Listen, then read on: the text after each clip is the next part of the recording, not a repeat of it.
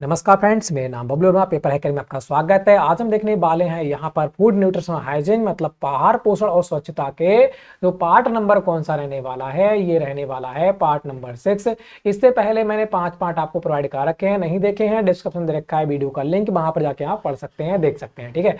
और जिस किसी को इसकी पीडीएफ चाहिए भाई, जिस किसी को इसकी पीडीएफ चाहिए उसको जाना है टेलीग्राम पर, वहां पर आपको लिंक मिल जाएगा, वहां से आप डाउनलोड कर सकते हैं, ठीक है। तो बढ़ते हैं भाई क्वेश्चनों की ओर फटाफट। तो फर्स्ट क्वेश्चन आपके सामने है, आयोडीन से रिलेटेड है। फर्स्ट क्वेश्चन, आयोडीन एक खनिज लवण है, अर्धपूर्ण तत्व है, ट्रेस खनिज तत्व है, मेजर खनिज तत्व है या फिर पूर्ण खनिज तत्व है। कैसा खनिज तत्व है ये आपको बताना है। तो जो आयोडीन है वो कैसा है, ट्रेस खनिज तत्व है। राइट आंसर रहने वाला है ऑप्शन नंबर बा। नेक्स्ट क्वेश्चन की बात करते हैं, आयोडीन की कमी से होने वाला रोग कौन सा है। घेंगा है, एनीमिया है, स्कर्वी है या फिर क्वासियरकर है। तो क्वासियरकर होता है प्रोटीन से, एनीमिया होता है लोहे की कमी से, स्कर्वी हो जाएगा विटामिन सी से। तो बचता कौन सा है, घेंगा। आयोडीन कमी से कौन सा होता है, घेंगा रोग होता है। राइट आंसर ऑप्शन नंबर आ। नेक्स्ट क्वेश्चन की बात करते हैं, आयोडीन शरीर में कहां पाया जाता है। थायराइड ग्रंथि, एड्रिनल ग्रंथि, पीयूष ग्रंथि या फिर एंडोक्राइन ग्रंथि। राइट आंसर क्या होगा भाई, इन लोगों का आंसर आ चुका है थायराइड ग्रंथि, बिल्कुल राइट आंसर हो जाएगा। नेक्स्ट क्वेश्चन, सामान्य स्वस्थ व्यक्ति के शरीर में कितना आयोडीन होना चाहिए। तो कितना होना चाहिए आपको बताना है, 20 से 40 ग्राम, 20 से 25 ग्राम, 10 ग्राम या फिर 30 ग्राम। राइट आंसर क्या होगा ये आपको यहां पर बताना था। तो सामान्य स्वस्थ व्यक्ति के शरीर में कितना आयोडीन होना चाहिए, 20 से 25 ग्राम होना चाहिए ना, बिल्कुल 20 से 25 ग्राम होना चाहिए। राइट आंसर हो जाएगा ऑप्शन नंबर बा, ठीक है। नेक्स्ट क्वेश्चन की बात करते हैं, सर्वप्रथम किसके द्वारा थायराइड ग्रंथि की खोज की गई थी। तो थायराइड ग्रंथि की खोज किसके द्वारा की गई थी, मुल्डर के द्वारा, फंक के द्वारा, कैंडल के द्वारा, ये सभी के द्वारा। विटामिन की खोज किसने की थी, फंक ने की थी। प्रोटीन की खोज किसने की थी, मुल्डर ने की थी। अब ये कह रहा है थायराइड ग्रंथि की खोज किसने की थी, ये आपको यहां पर बताना है। प्रोटीन की खोज किसने की थी, मुल्डर ने की थी। फंक ने विटामिन की खोज की थी। और ये थायराइड ग्रंथि की जो खोज होती है वो किसने की है, कैंडल ने की है। किसने की है, कैंडल ने की है। राइट आंसर हो जाएगा ऑप्शन नंबर सा, ठीक है। आगे बढ़ते हैं नेक्स्ट क्वेश्चनों की ओर। क्वेश्चन पे हम कहां थे, ठीक है, तो यहां पर हो जाएगा कैंडल। नेक्स्ट क्वेश्चन की बात करते हैं, थायरोक्सिन कैसा हार्मोन है। जो थायरोक्सिन है वह कैसा हार्मोन्स है, अंतःस्रावी हार्मोन्स, बाह्यस्रावी हार्मोन्स, एडिनल हार्मोन्स या फिर इनमें से कोई नहीं। राइट आंसर क्या रहने वाला है ये आपको बताना है। तो जो थायरोक्सिन है वो कैसा हार्मोन्स है, अंतःस्रावी हार्मोन्स है। कैसा है, अंतःस्रावी हार्मोन्स है। राइट आंसर हो जाएगा ऑप्शन नंबर आ। नेक्स्ट क्वेश्चन की बात करते हैं, घेंगा रोग मुख्यतः किसमें देखने को मिलता है। वयस्कों में, वृद्धों में, बच्चों में या फिर महिलाओं में। घेंगा रोग मुख्यतः किसमें देखने को मिलता है, तो यह महिलाओं में देखने को मिलता है। राइट आंसर हो जाएगा option number the. Next question की बात करते हैं, वयस्कों में कौन सा रोग देखने को मिलता है। वयस्क जो हो जाते हैं उनमें कौन सा रोग देखने को मिलता है ये आपको बताना है। मिक्सिडिमा, ऑस्ट्रोपोरोसिस, ऑस्ट्रोमिलेसिया या इनमें से कोई नहीं। राइट आंसर क्या होगा ये आपको बताना है। वयस्कों में कौन सा रोग देखने को मिलता है, तो वो हो जाता है मिक्सिडिमा। क्या हो जाता है, मिक्सिडिमा। राइट आंसर हो जाएगा ऑप्शन नंबर आ। नेक्स्ट क्वेश्चन की बात करते हैं, बच्चों में आयोडीन की कमी से रोग उत्पन्न हो जाता है। ऑस्ट्रियोपोरोसिस, क्रिटिनिज्म या फिर मिक्सिडिमा या फिर घेंगा। राइट आंसर क्या होगा ये आपको बताना है। तो बच्चों में आयोडीन की कमी से जो रोग उत्पन्न हो जाता है वह हो जाता है क्रिटिनिज्म। क्या हो जाएगा, क्रेटिनिज्म रोग उत्पन्न हो जाता है आयोडीन की कमी से। आगे बढ़ते हैं नेक्स्ट क्वेश्चन की ओर, घेंगा रोग किसे प्रभावित करता है, हाथ, पैर, गर्दन या फिर अंगुलियों को। राइट आंसर क्या रहने वाला है ये आपको बताना है। ये तो सभी को पता होगी किसे करता है भाई, गर्दन के लिए, ठीक है। कहां होती है थायराइड ग्रंथि, गर्दन के पास होती है। नेक्स्ट क्वेश्चन की बात करते हैं, आयोडीन का अवशोषण कहां होता है, किडनी में, छोटी आंत में, यकृत में या फिर बड़ी आंत में। राइट आंसर क्या रहने वाला है, तो अवशोषण कहां होगा भाई, छोटी आंत में अवशोषण होता है। नेक्स्ट क्वेश्चन की बात करते हैं, नेक्स्ट क्वेश्चन रखा है, समुद्री भोजन में आयोडीन की कितनी मात्रा पाई जाती है। जो समुद्री भोजन होता है उसमें आयोडीन की कितनी मात्रा होती है, 54 ग्राम, 30 ग्राम, 20 ग्राम या फिर 10 ग्राम? राइट आंसर क्या होगा ये आपको बताना है। समुद्री भोजन में आयोडीन की मात्रा कितनी होती है भाई? 54 ग्राम होती है, 54 ग्राम होती है। राइट आंसर ऑप्शन नंबर आ रहने वाला है। नेक्स्ट क्वेश्चन की बात करते हैं। क्रेटिनिज्म रोग के लक्षण हैं। क्रेटिनिज्म जो रोग होता है उसमें रोग के लक्षण क्या हैं? किससे होता है? आयोडीन की कमी से। किस में होता है? बच्चों में होता है। अब पूछ रहा है इसके लक्षण क्या हैं? वृद्धि रुकना, या फिर चयापचय की दर घटना, पेट का आकार बढ़ना, ये सभी। राइट आंसर क्या रहने वाला है ये आपको बताना है। तो क्रेटिनिज्म रोग जो होता है बच्चों के लिए आयोडीन की कमी से, उसमें क्या होता है? वृद्धि रुक जाती है, चयापचय की दर घटना होता है तथा पेट का आकार बढ़ जाता है। तो राइट आंसर क्या हो जाएगा? ये सभी रहने वाला है। आगे बढ़ते हैं नेक्स्ट क्वेश्चन। नेक्स्ट क्वेश्चन कह रहा है मिक्सिडिमा रोग के लक्षण हैं। जो मिक्सिडिमा रोग हो जाता है उसके रोग के लक्षण क्या हैं आपको बताना है। सूखे बाल व कड़े, ठीक है, सूखे बाल होते हैं व कड़े होते हैं, त्वचा शुष्क होती है, पीली व मोटी होती है, आवाज भारी होना, ये सभी। राइट आंसर क्या होगा? ये सभी, ठीक है। मिक्सिडिमा रोग में क्या हो जाता है? सूखे बाल तथा हार्ड हो जाते हैं, कड़े हो जाते हैं, त्वचा शुष्क हो जाती है, ड्राई हो जाती है तथा पीली व मोटी हो जाती है, ठीक है। और आवाज कैसी हो जाती है? भारी हो जाती है। तो राइट आंसर हो जाएगा ये सभी। नेक्स्ट क्वेश्चन की बात करते हैं। आयोडीन का अच्छा स्रोत है कौन है? मांस है, साधारण नमक, जल या फिर संतरा? राइट आंसर क्या होगा ये आपको बताना है। तो आयोडीन का जो अच्छा स्रोत है वो हो जाता है साधारण नमक। जिन लोगों का आंसर ऑप्शन नंबर आ रहा था बिल्कुल राइट आंसर। मूत्र के द्वारा आयोडीन की कितनी मात्रा उत्सर्जित हो जाती है? तो कितनी मात्रा होती है ये आपको बताना है। 1/2 भाग, 1/3 भाग, 2/3 भाग या इनमें से कोई नहीं। राइट आंसर क्या रहने वाला है ये आपको बताना है। मूत्र के द्वारा आयोडीन की कितनी मात्रा उत्सर्जित हो जाती है, बाहर निकाल दी जाती है? तो वो हो जाता है 2/3 भाग। कितना? 2/3 भाग मूत्र को बाहर निकाल दिया जाता है। आयोडीन को मूत्र के द्वारा बाहर निकाल दिया जाता है। नेक्स्ट क्वेश्चन की बात करते हैं। स्वस्थ व्यक्ति को आयोडीन की कितनी मात्रा चाहिए? स्वस्थ व्यक्ति है तो उसे आयोडीन की कितनी मात्रा चाहिए आपको बताना है। 0.15 से 3 ग्राम, 3 मिलीग्राम, या फिर 0.15 से 0.2 मिलीग्राम, 4 से 5 मिलीग्राम, या फिर 2 से 3 मिलीग्राम? राइट आंसर क्या होगा ये आपको बताना है। तो स्वस्थ व्यक्ति को आयोडीन की कितनी मात्रा चाहिए? तो वो हो जाती है 0.15 से 0.2 मिलीग्राम। राइट आंसर हो जाएगा ऑप्शन नंबर बा। नेक्स्ट क्वेश्चन की बात करते हैं। अंडा में कितने माइक्रोग्राम आयोडीन पाया जाता है? अंडे में कितने माइक्रोग्राम आयोडीन पाया जाता है? 14.5 माइक्रोग्राम, 15 माइक्रोग्राम, 20 माइक्रोग्राम या फिर 25 माइक्रोग्राम? राइट आंसर क्या होगा ये आपको बताना है। अंडे में कितने माइक्रोग्राम आयोडीन पाया जाता है? तो अंडे में भाई 14.5 माइक्रोग्राम आयोडीन पाया जाता है। कितने? 14.5 माइक्रोग्राम आयोडीन पाया जाता है। राइट आंसर हो जाएगा ऑप्शन नंबर आ। नेक्स्ट क्वेश्चन की बात करते हैं। नेक्स्ट क्वेश्चन को देखिएगा। यहां कह रहा है सब्जियों में आयोडीन की मात्रा क्या होती है? जो सब्जियां हैं उनमें आयोडीन की मात्रा कितनी होती है? 10 माइक्रोग्राम, 29 माइक्रोग्राम, या फिर 25 माइक्रोग्राम या 30 माइक्रोग्राम? तो राइट आंसर क्या रहने वाला है ये आपको बताना है। तो सब्जियों में जो आयोडीन की मात्रा होती है वह होती है 29 माइक्रोग्राम। राइट आंसर हो जाएगा ऑप्शन नंबर बा। आगे देखते हैं। किस सन में थायराइड ग्रंथि की खोज हुई थी? ठीक है, तो थायराइड ग्रंथि की खोज किस सन में हुई थी ये आपको बताना है। 1958 में, 1900 में, 1915 में, 1926 में? राइट आंसर क्या रहने वाला है ये आपको बताना है। तो थायराइड ग्रंथि की जो खोज हुई थी वो हुई थी 1915 में। राइट आंसर रहने वाला है 1915 मतलब सा। आगे बढ़ते हैं यहां पर।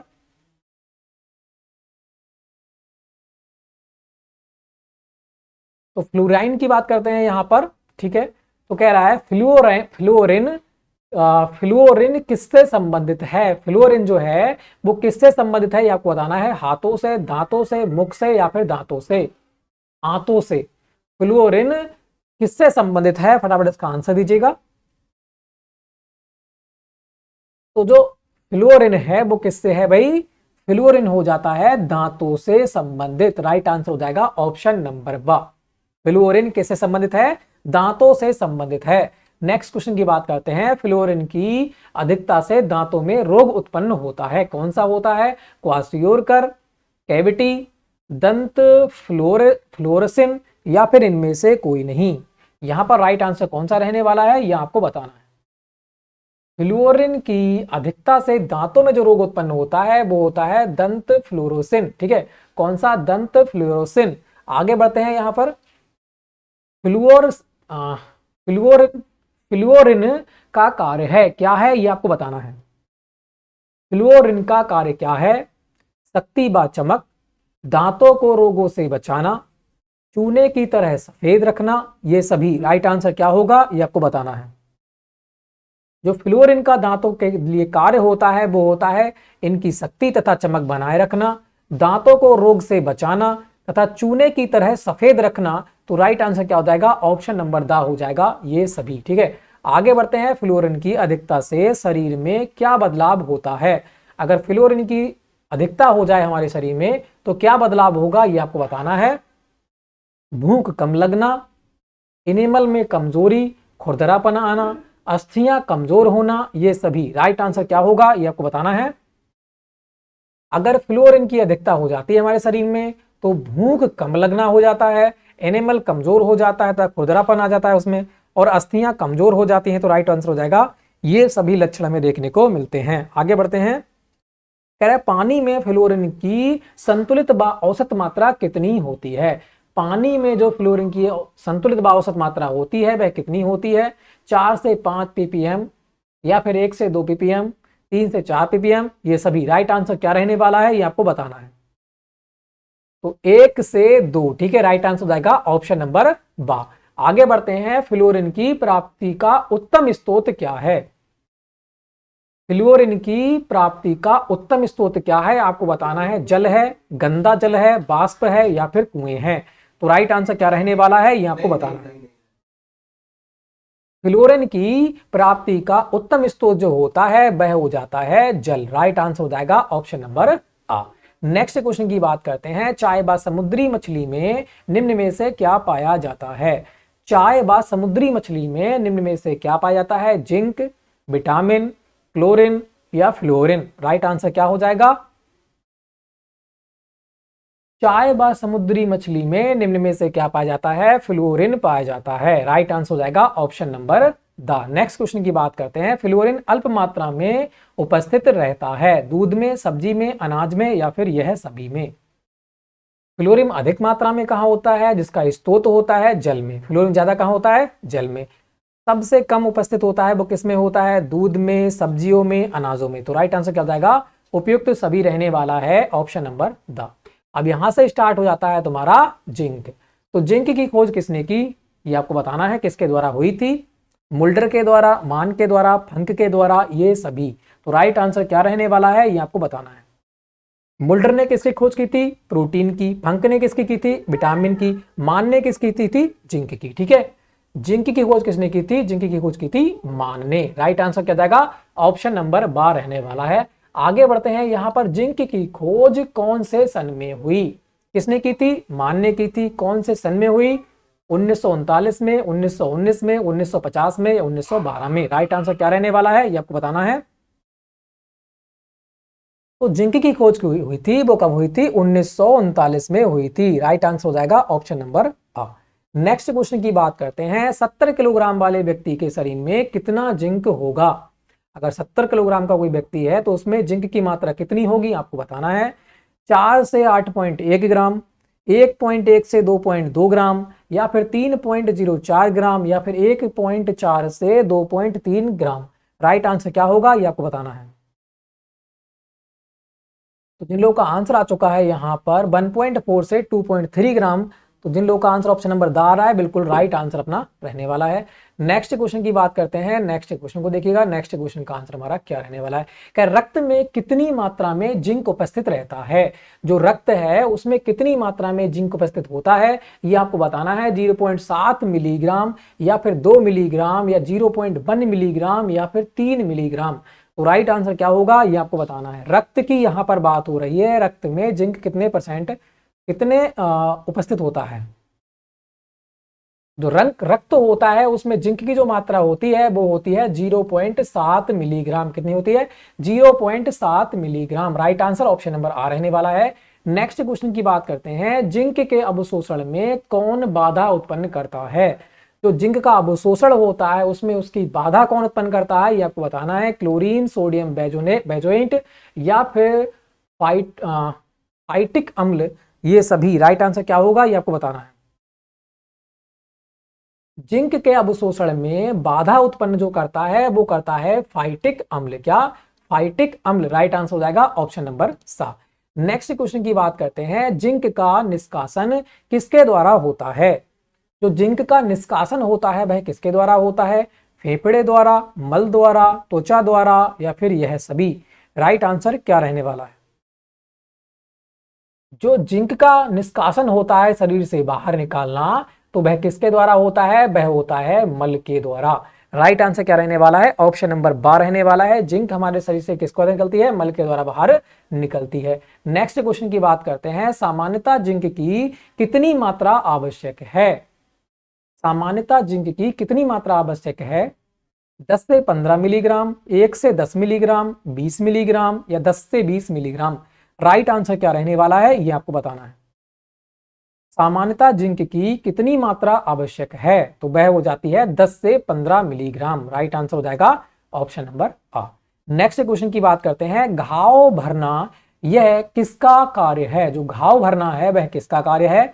सल्फर का, जिंक का, सोडियम का, ये सभी? घाव को भरना किसका कार्य होता है? तो यह कार्य होता है भाई जिंक का। राइट आंसर क्या हो जाएगा? ऑप्शन नंबर बा हो जाएगा। घाव का भरना किसका कार्य है? जिंक का कार्य है।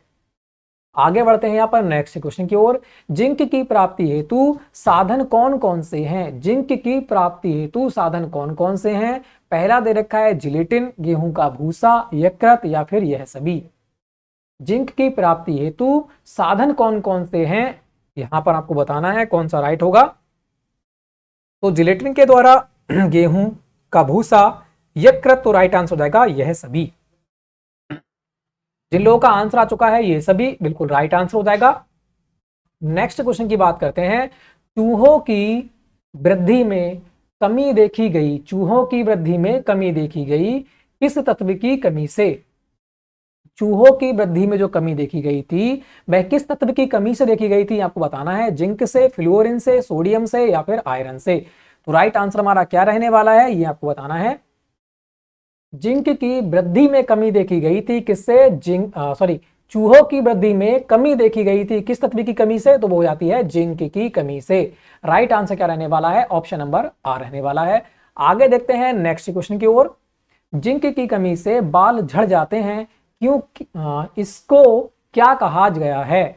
जिंक की जो कमी हो जाती है उससे क्या होते हैं? बालों का झड़ना स्टार्ट हो जाता है। इसको क्या कहा जाता है आपको बताना है। बुखार, एलोपेशिया या फिर रक्तचाप या फिर एनीमिया? तो राइट आंसर हमारा क्या हो जाएगा ये आपको बताना है।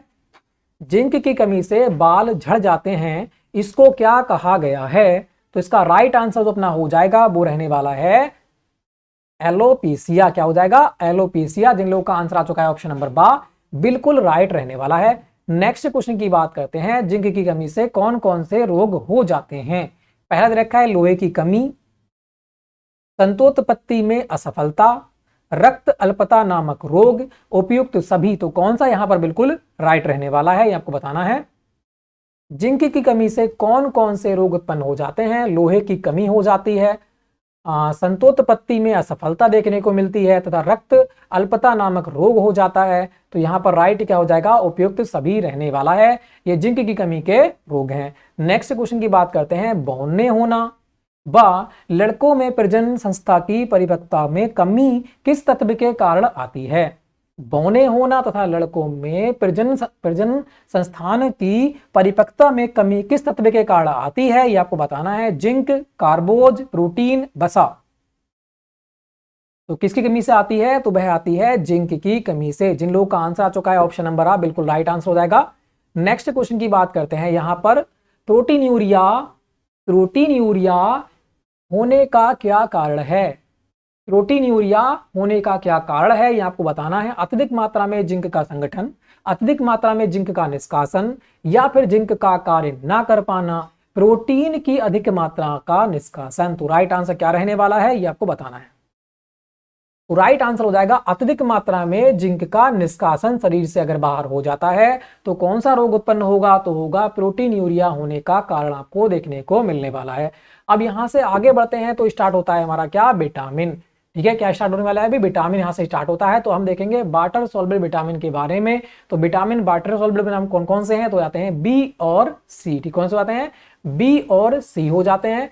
तो पहला देखते हैं, विटामिन की खोज किस वैज्ञानिक ने की, आपको बताना है। पाखी ने, फंक ने, राजा ने, या फिर मुल्डर ने। तो विटामिन की खोज किस वैज्ञानिक ने की थी, फंक ने की थी। राइट आंसर रहने वाला है ऑप्शन नंबर बा। प्रोटीन की खोज किसने की थी, मुल्डर ने की थी। दोनों की दोनों आपको याद होना चाहिए। नेक्स्ट क्वेश्चन की बात करते हैं, विटामिन की खोज किस सन में हुई थी, इसका आपको आंसर देना है। विटामिन की खोज किस सन में हुई थी, 1800 में, 1911 में, 1912 में, या फिर हो जाता है आपका 1920 में। तो विटामिन की खोज कब हुई थी, विटामिन की खोज हुई थी 1912 में। जिन लोगों का आंसर आ चुका है ऑप्शन नंबर सा, बिल्कुल राइट। नेक्स्ट क्वेश्चन की बात करते हैं, विटामिन दो शब्दों से मिलकर बना है, वह है वाइटल अमीन, विस्कोस अमीन, बेरी अमीन, इनमें से कोई नहीं। तो राइट आंसर हमारा क्या रहने वाला है, ये आपको बताना है। तो हो जाएगा वाइटल और अमीन। जिन लोगों का आंसर आ चुका है ऑप्शन नंबर आ, बिल्कुल राइट आंसर। पानी में घुलनशील विटामिन है, जो पानी में घुलनशील विटामिन कौन से हैं, बी और सी। तो राइट आंसर क्या हो जाएगा, ऑप्शन नंबर बा। नेक्स्ट क्वेश्चन की बात करते हैं, विटामिन बी के प्रकार कौन से हैं। विटामिन बी के प्रकार कौन कौन से हैं, ये आपको बताना है। थाइमीन है, निकोटिनिक एसिड है, राइबोफ्लेविन है, या फिर ये सभी हैं। तो विटामिन बी के प्रकार कौन से हैं, ये आपको यहां पर बताना था। तो विटामिन बी के जो प्रकार हैं, थाइमीन हो जाता है, और निकोटिनिक एसिड हो जाता है, राइबोफ्लेविन हो जाता है। तो राइट आंसर क्या हो जाएगा, ऑप्शन नंबर दा हो जाएगा ये सभी। ठीक है, नेक्स्ट क्वेश्चन की बात करते हैं, विटामिन बी समूह में होने के कारण इसको क्या कहा जाता है। विटामिन बी समूह में होने के कारण इसको क्या कहा जाता है, आपको बताना है। विटामिन बी समूहीकरण, बी कॉम्प्लेक्स, या फिर ये सभी। तो राइट आंसर क्या होगा, ये आपको यहां पर बताना है। तो क्या कहते हैं इसे, बी कॉम्प्लेक्स कहा जाता है। राइट आंसर हो जाएगा ऑप्शन नंबर सा। नेक्स्ट क्वेश्चन की बात करते हैं, थाइमीन विटामिन किस रोग को ठीक करता है। जो थाइमीन विटामिन है वह किस रोग को ठीक करता है, बेरी, एनीमिया, पेलेग्रा, या फिर एड्स। तो राइट आंसर हमारा क्या रहने वाला, आपको बताना है। जो थाइमीन विटामिन है वह किस रोग को ठीक करता है, तो वह करता है बेरी रोग को ठीक। ठीक है, B1। नेक्स्ट क्वेश्चन की बात करते हैं, थाइमीन की प्राप्ति के साधन कौन कौन से हैं। जो थाइमीन की प्राप्ति के जो साधन हैं वह कौन कौन से हो जाते हैं, ये आपको बताना है। अंकुरित अनाज दाल, मांस मछली अंडा, खमीर व सूखे मेवे, या फिर यह सभी। तो थाइमीन की प्राप्ति के साधन कौन कौन से हैं, ये आपको बताना है। अंकुरित अनाज व दालों से प्राप्त होता है थाइमीन, मांस मछली अंडा से थाइमीन प्राप्त होता है, खमीर और सूखे मेवे से होता है। तो राइट आंसर क्या हो जाएगा, ऑप्शन नंबर दा हो जाएगा ये सभी। नेक्स्ट क्वेश्चन की बात करते हैं, बेरी रोग कितने प्रकार का होता है। जो बेरी रोग है वह कितने प्रकार का होता है, ये आपको बताना है। 1, 3, 2, 5 या 4। बेरी रोग कितने प्रकार का होता है, तो यह 3 प्रकार का होता है। राइट आंसर हो जाएगा ऑप्शन नंबर बा।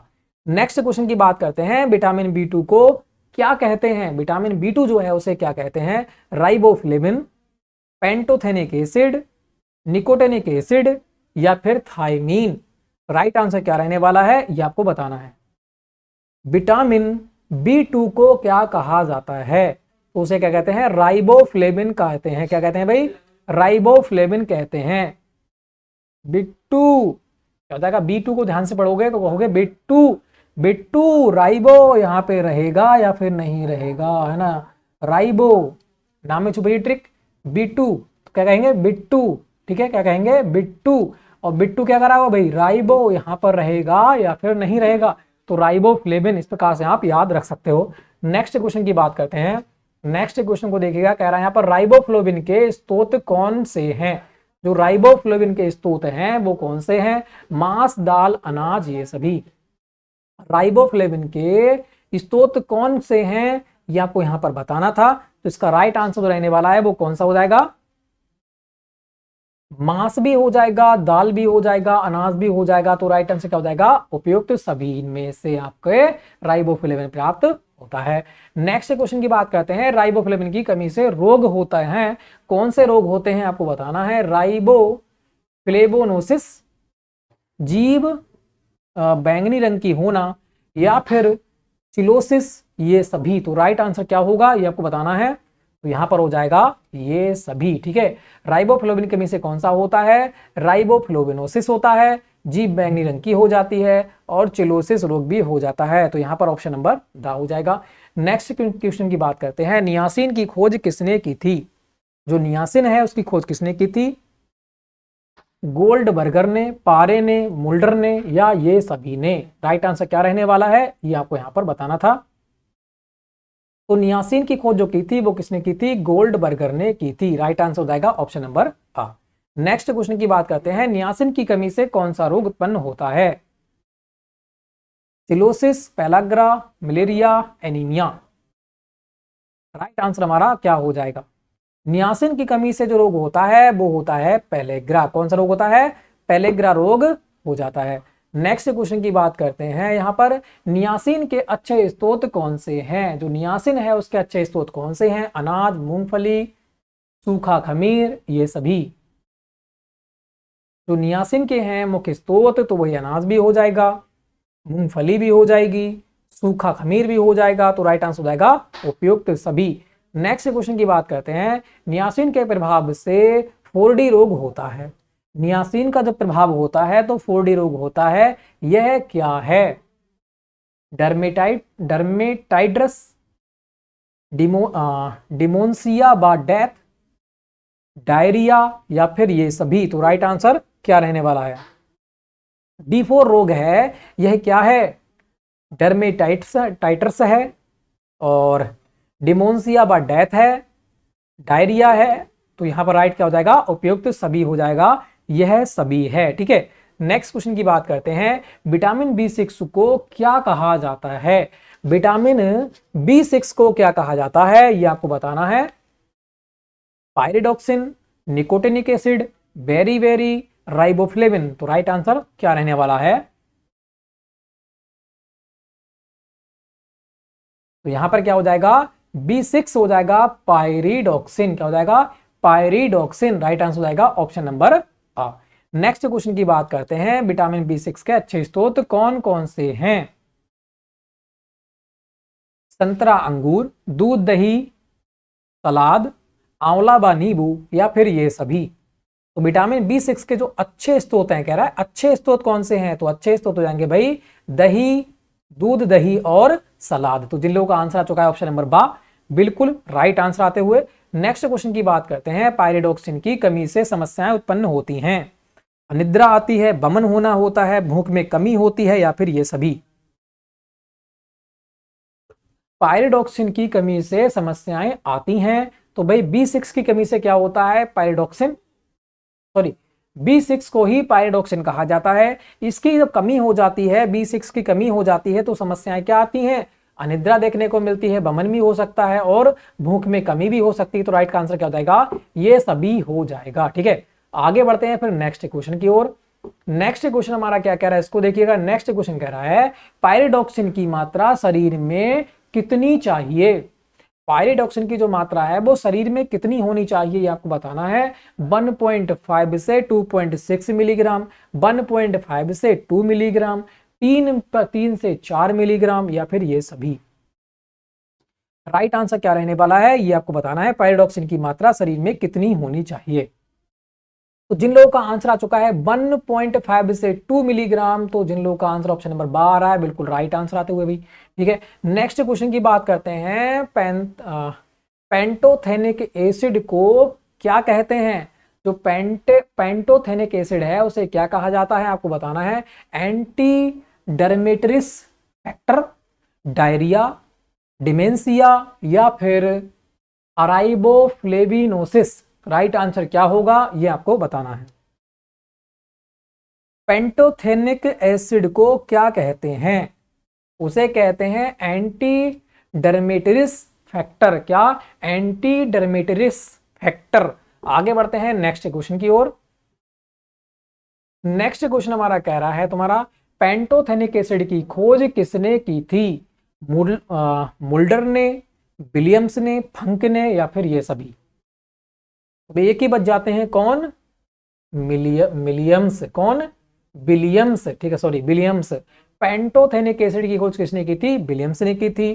फंक ने विटामिन की थी। मुल्डर ने प्रोटीन की थी। ठीक है, आगे बढ़ते हैं। पेंटोथेनिक एसिड के कार्य हैं। पेंटोथेनिक एसिड के कार्य क्या हैं आपको बताना है। प्रोटीन के चयापचय में, शारीरिक वृद्धि में, कोएंजाइम का कार्य करने में, या फिर ये सभी? तो राइट आंसर क्या रहने वाला है आपको बताना है। तो पेंटोथेनिक जो एसिड है उसका कार्य क्या होता है? प्रोटीन के चयापचय में, शारीरिक वृद्धि में, कोएंजाइम के कार्य करने में। तो राइट आंसर क्या हो जाएगा? ये सभी रहने वाला है। नेक्स्ट क्वेश्चन की बात करते हैं। पेंटोथेनिक एसिड की कमी से कौन सी समस्याएं होती हैं? पेंटोथेनिक एसिड जो होता है उसकी कमी से कौन कौन सी समस्याएं होती हैं आपको बताना है। पेट में दर्द, जी मिचलाना, बाहां व टांगों में दर्द होना, या फिर ये सभी? राइट आंसर क्या होगा ये आपको बताना है। पेंटोथेनिक एसिड की कमी से होने वाली जो समस्याएं हैं वो है पेट में दर्द होना, जी मिचलाना, वहां बा टांगों में दर्द होना। तो राइट आंसर क्या हो जाएगा? ये सभी रहने वाला है। आगे देखते हैं नेक्स्ट क्वेश्चन की ओर। नेक्स्ट क्वेश्चन कह रहा है बायोटिन को क्या कहते हैं? Vitamin A, vitamin B, vitamin H, vitamin B, vitamin K. Biotin को क्या कहते हैं? बायोटिन को क्या कहते हैं? विटामिन एच कहा जाता है। बायोटिन को क्या कहा जाता है भाई? विटामिन एच कहा जाता है। ठीक है, विटामिन एच की कमी से क्या होता है? बालों का झड़ना होता है। आगे बढ़ते हैं। बायोटिन की खोज किसने कब की? बायोटिन की खोज या विटामिन एच की खोज किसने कब की थी ये आपको यहां पर बताना है। बैटमैन ने 1916 में, विलियम्स ने 1933 में, स्टिलर ने 1940 में, या फिर ग्योर्गी ने 1934 में? राइट आंसर क्या होगा? बायोटिन या फिर विटामिन एच की खोज किसने की थी? बैटमैन ने की थी 1916 में। किसने? बैटमैन ने की थी 1916 में। आगे बढ़ते हैं नेक्स्ट क्वेश्चन की ओर। नेक्स्ट क्वेश्चन कह रहा है बायोटिन के स्रोत हैं दूध, मूंगफली, आंवला, या फिर ये सभी? जो बायोटिन का जो अच्छा स्रोत है वो कौन है भाई? मूंगफली हो जाता है। बायोटिन या फिर विटामिन एच कहां से प्राप्त होती है? मूंगफली से हमें प्राप्त होती है। आगे बढ़ते हैं। यहां पर फोलिक एसिड की उत्पत्ति कौन से लैटिन शब्द से हुई है? जो फोलिक एसिड है उसकी उत्पत्ति जो हुई है लैटिन के किस शब्द से हुई है ये आपको बताना है। फोलियम, फोलिकुलर, फेमस, या फिर फैमिलियर? राइट आंसर क्या होगा यहां पर आपको बताना था। ठीक है, तो फोलिक एसिड की उत्पत्ति कौन से लैटिन शब्द से हुई है? फोलियम से हुई है। किससे हुई है भाई? फोलियम से हुई है। राइट आंसर ऑप्शन नंबर आ रहने वाला है। नेक्स्ट क्वेश्चन को देखिएगा। नेक्स्ट क्वेश्चन का आंसर हमारा क्या होने वाला है? फोलिक एसिड के अन्य नाम क्या है ये आपको बताना है। फोलिक एसिड के अन्य नाम क्या है आपको बताना है। विटामिन सी है, विटामिन एच, विटामिन एम है, या फिर स्टेप्टोकोकस लैक्टिस रिफेक्टर है, या फिर ये सभी है? तो राइट आंसर क्या रहने वाला है आपको बताना है। फोलिक एसिड के अन्य नाम कौन कौन से हैं? पहला हो जाता है विटामिन सी को भी फोलिक एसिड कहते हैं। विटामिन सी क्या कहते हैं? फोलिक एसिड कहते हैं। विटामिन एम को भी फोलिक एसिड कहते हैं, और स्टेप्टोकोकस लैक्टिस रिफेक्टर को भी फोलिक एसिड कहा जाता है। तो राइट आंसर हो जाएगा ये सभी। आगे बढ़ते हैं।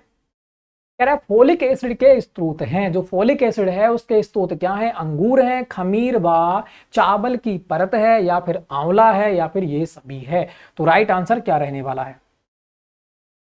जो फोलिक एसिड होता है vitamin C, vitamin S, vitamin M और स्टेप्टोकोकस लैक्टिस रिफेक्टर जो होता है इसका स्रोत क्या होता है? इसका स्रोत होता है खमीर, चावल की परत।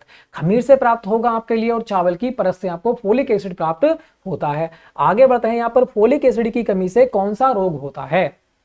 फोलिक एसिड जो होता है उसकी कमी से कौन सा रोग होता है? Anaemia, beriberi, malaria, pellagra? Folic acid की कमी से कौन सा रोग होता है, तो वो होता है भाई एनीमिया।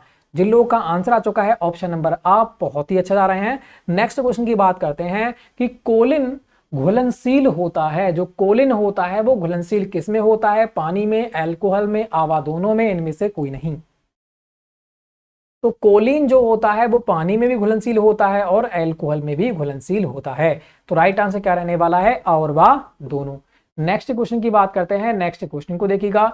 नेक्स्ट क्वेश्चन यहां पर कह रहा है कोलिन की कमी से कौन से रोग होते हैं। जो कोलिन होता है उसकी कमी से कौन से रोग होते हैं, यहां पर आपको बताना है। किडनी का नेक्रोसिस, एनीमिया, फैटी लीवर, या फिर ये सभी। तो राइट आंसर हमारा क्या रहने वाला है, यहां पर आपको बताना है। तो कोलिन की कमी से कौन से रोग होते हैं, किडनी का नेफ्रोसिस हो जाता है, एनीमिया हो जाता है तथा फैटी लीवर हो जाता है। तो क्या राइट आंसर क्या हो जाएगा, ये सभी रहने वाला है। नेक्स्ट क्वेश्चन की बात करते हैं। विटामिन बी 12 को किस नाम से जानते हैं, पायरिडॉक्सिन, विटामिन बी 6 को, निकोटिनिक एसिड, या फिर साइनोकोबालामाइन, या फिर थाइमिन। तो राइट आंसर क्या रहने वाला है, यहां पर आपको बताना है। विटामिन बी 12 को किस नाम से जानते हैं, तो साइनोकोबालामाइन है ना, साइनोकोबालामाइन के नाम से जानते हैं। आगे बढ़ते हैं नेक्स्ट क्वेश्चन की ओर। विटामिन बी 12 की कमी से कौन सा रोग होता है, आपको बताना है कौन सा रोग होता है विटामिन बी 12 की कमी से, मतलब साइनोकोबालामाइन की कमी से।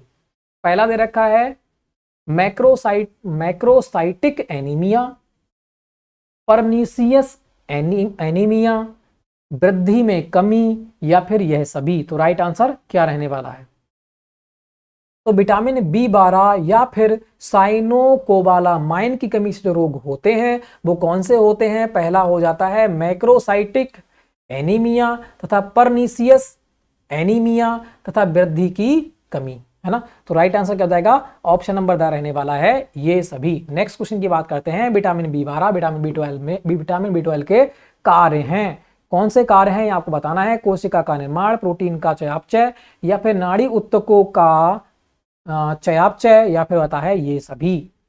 तो आपको बताना है विटामिन बी 12 के क्या क्या कार्य हैं।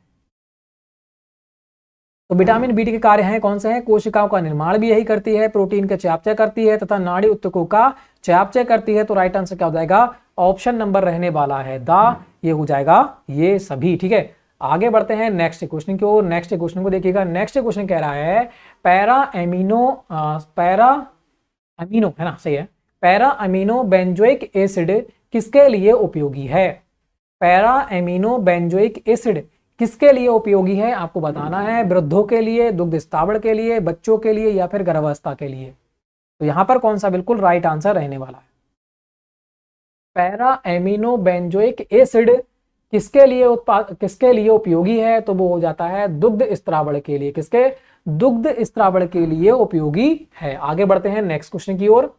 विटामिन सी का रासायनिक नाम क्या है, एस्कॉर्बिक एसिड, पेंटोथेनिक एसिड, या फिर निकोटिनिक एसिड, या फिर थाइमीन। तो राइट आंसर क्या रहने वाला है, तो विटामिन सी का नाम क्या है, एस्कॉर्बिक एसिड। खट्टे चीज मिलती है। विटामिन सी की कमी से कौन सा रोग उत्पन्न होता है, beri, scurvy, anaemia, diarrhoea. Diarrhoea गंदे पानी से, एनीमिया हो जाती है तुम्हारे आयरन की कमी से, स्कर्बी विटामिन सी से, बेरी B1 से। आगे बढ़ते हैं नेक्स्ट क्वेश्चन की ओर। तो राइट आंसर हो जाएगा स्कर्बी, ठीक है।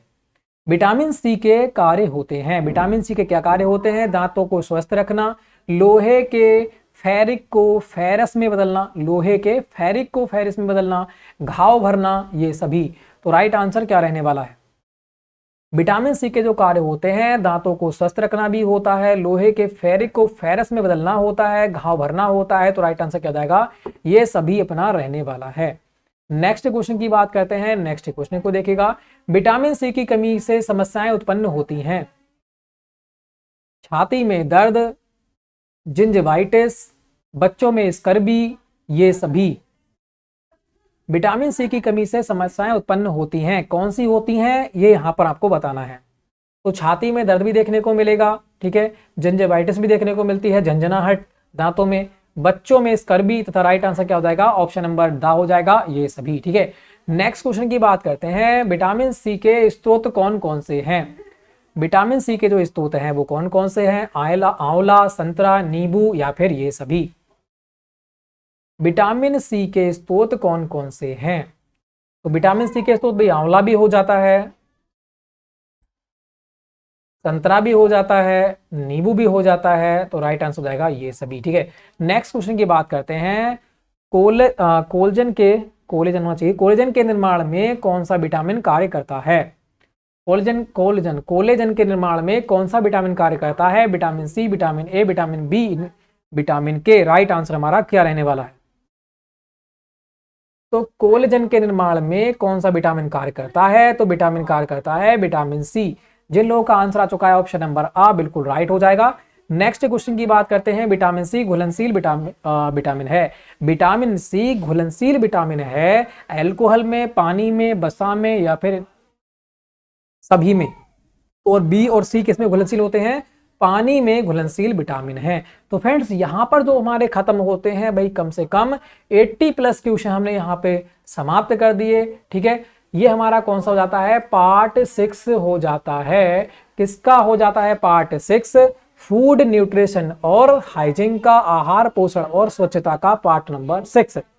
पार्ट नंबर 7 आपको जल्दी ही मिलने वाला है, ठीक है। पार्ट नंबर जो 7 है वो आपको जल्दी ही मिलने वाला है। तो वीडियो को लाइक करना है, शेयर करना है, चैनल को सब्सक्राइब करना है, पीडीएफ डाउनलोड करना है तो टेलीग्राम पर जाइए, डिस्क्रिप्शन दे रखा है लिंक, और 5 वीडियो का भी डिस्क्रिप्शन में लिंक दे रखा है, वहां पर जाके 5 वीडियो को पढ़ सकते हैं, देख सकते हैं। लाइक करना है, शेयर करना है, चैनल को सब्सक्राइब करना है, पीडीएफ को डाउनलोड करना है, अच्छे प्रकार से पढ़ना है, नंबर अच्छे लाना है, ठीक है। तो फ्रेंड्स जय हिंद, जय भारत।